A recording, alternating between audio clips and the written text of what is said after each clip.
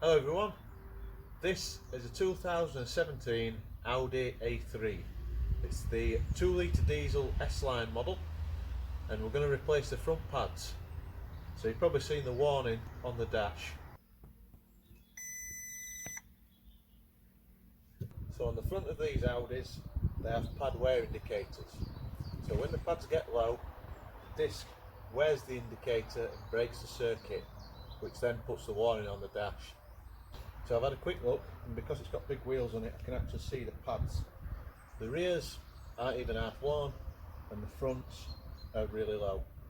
So when that light comes on, you probably go around 200 miles till the discs, well, till the pads will go metal to metal with the discs.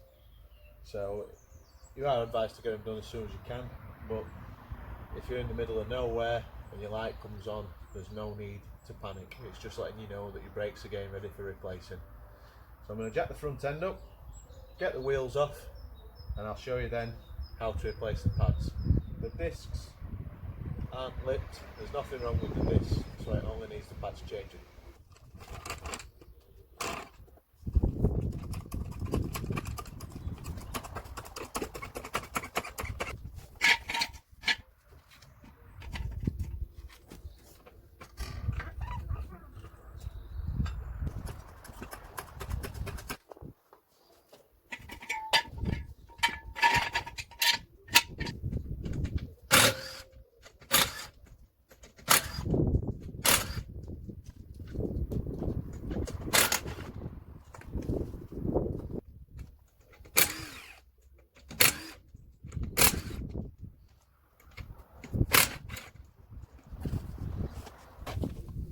Then the steering.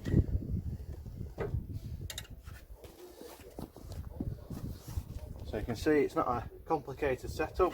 You've got your pad indicator that plugs in there, two 13s, and you can actually lift the caliper off. So start by disconnecting the pad sensor.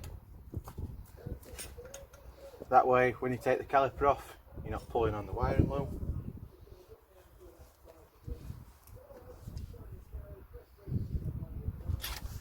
So a 13mm socket and a 17mm spanner to hold the slider.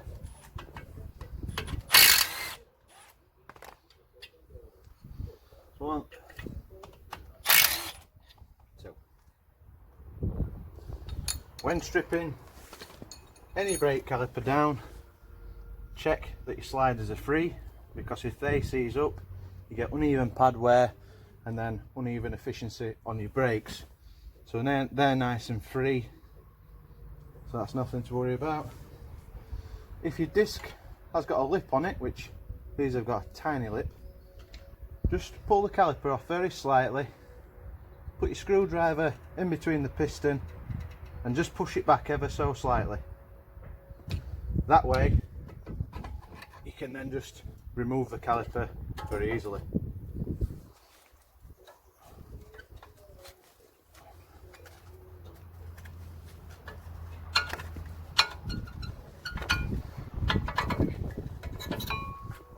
See how worn they are now.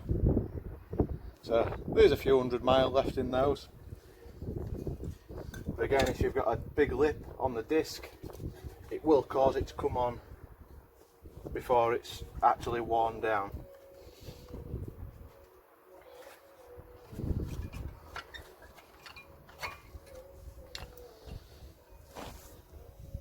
You can see there actually.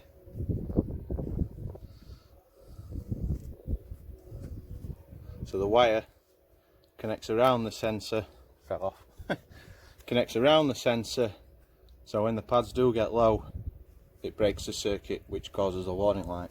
So all you're going to do now is clean the carrier up, just with a screwdriver.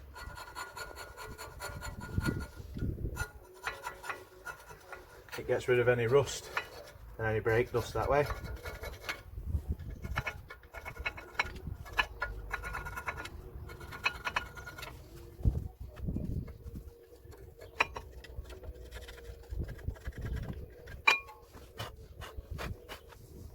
So something I always do before putting copper grease on the contact points clean the carrier and then check the pads to fit, make sure they're nice and free.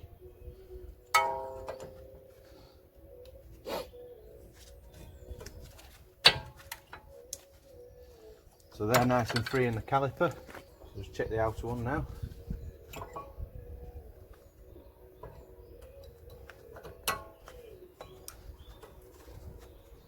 So these pads have actually got the anti-rattle springs built in. So that's nice and free in the caliper carrier.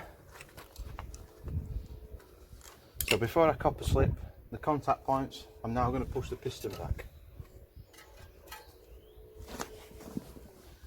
I open the bonnet so I can see the fluid reservoir.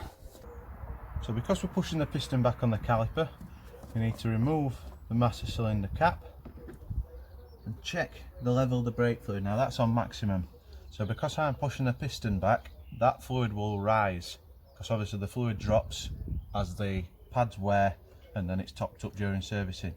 So I need to suck some fluid out of there before I can push the piston back.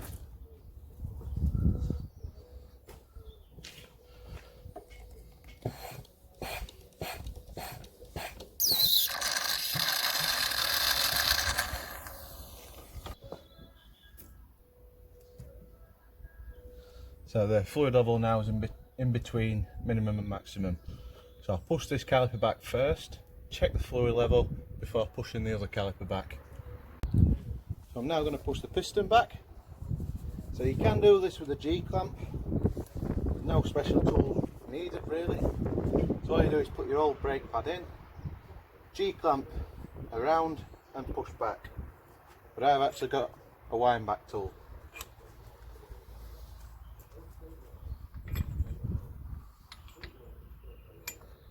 Put that in there.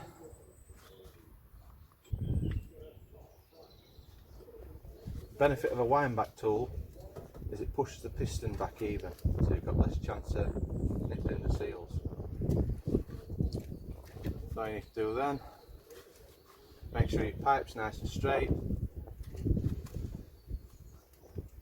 just keep winding.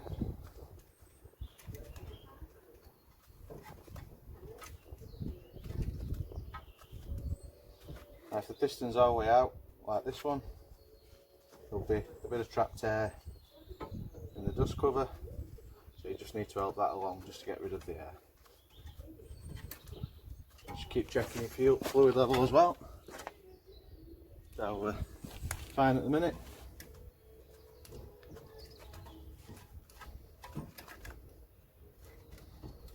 And there we go.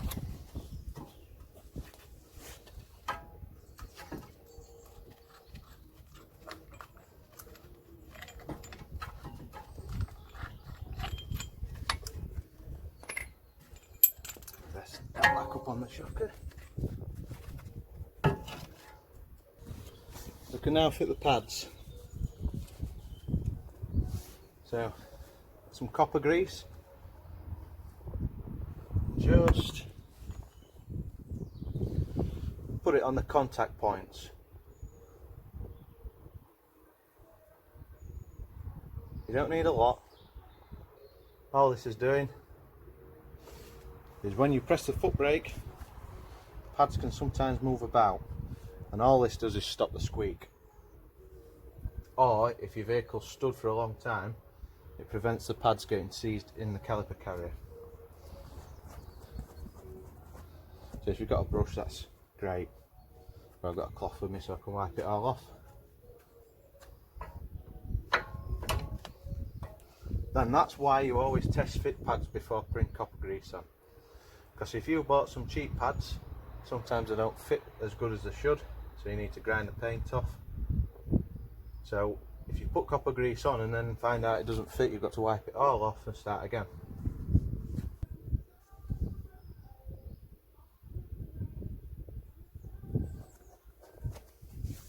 Let's wipe it off my finger again. There you go. And now you can plug your sensor back in.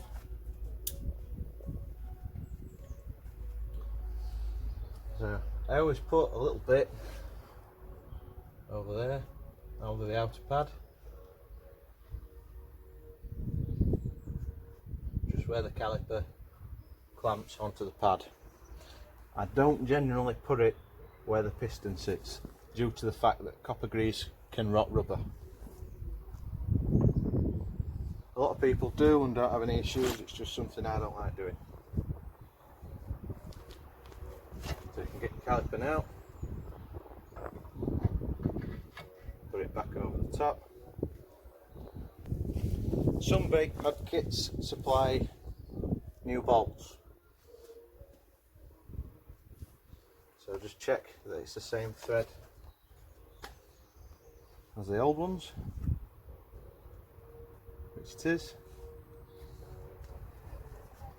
The supported caliper,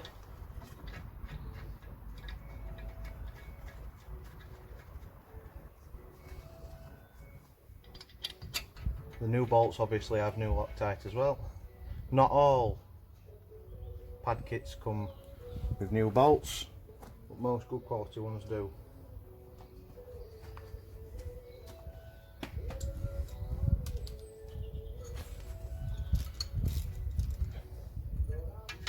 Same again, spanner on.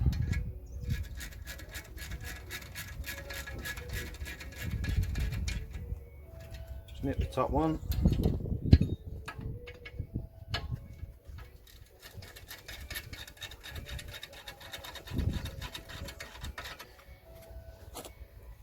You can tighten them up.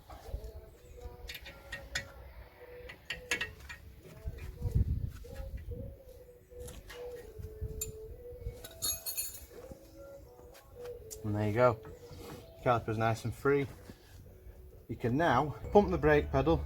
Only pump it in little stages, don't pump it to the floor. And you'll see the piston come out, clamp onto the brake pad. So what you're doing is pumping in little stages. And now that's gone hard.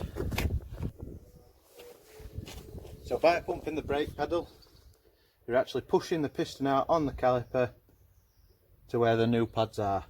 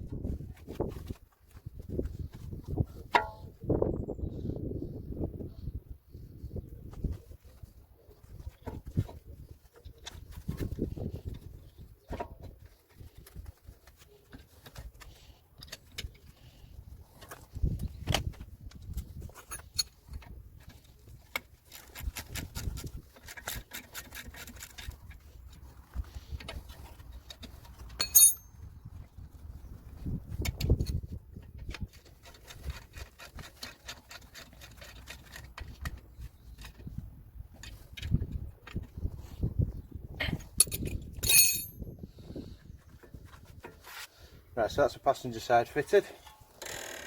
Straighten it up. going to pump the pedal out again now and then check the fluid level.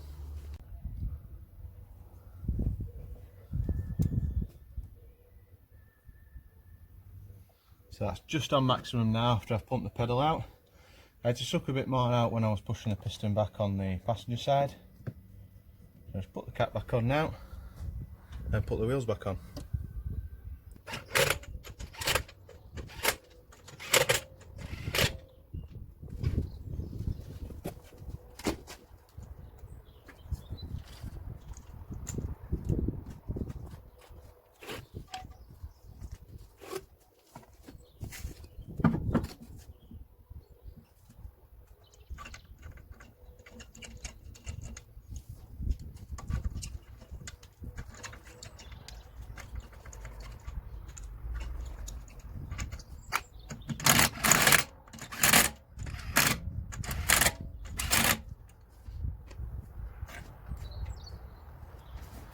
Take it off the axle stands now and then torque the wheels up.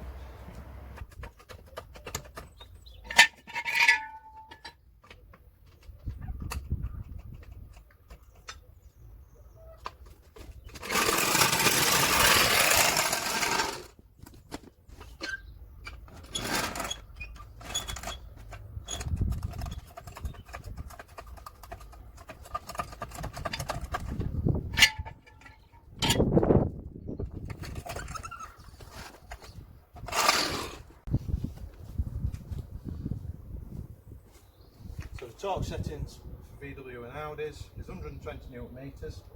Obviously go opposite the wheel nuts and then put the cap back on.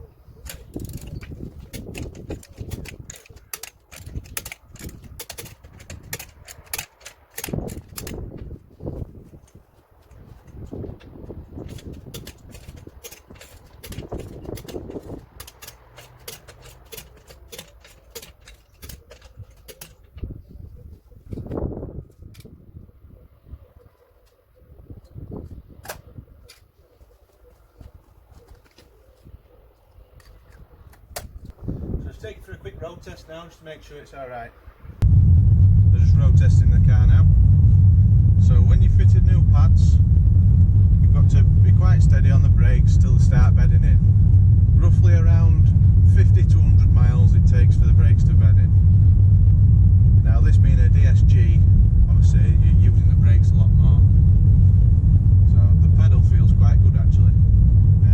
But if you've got a big lip on the discs, that's when your pedal's got a lot of travel on it.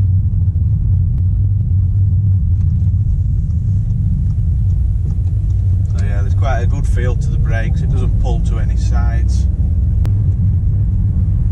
Well, such as that's foot on the brake, the car's not pulling anywhere.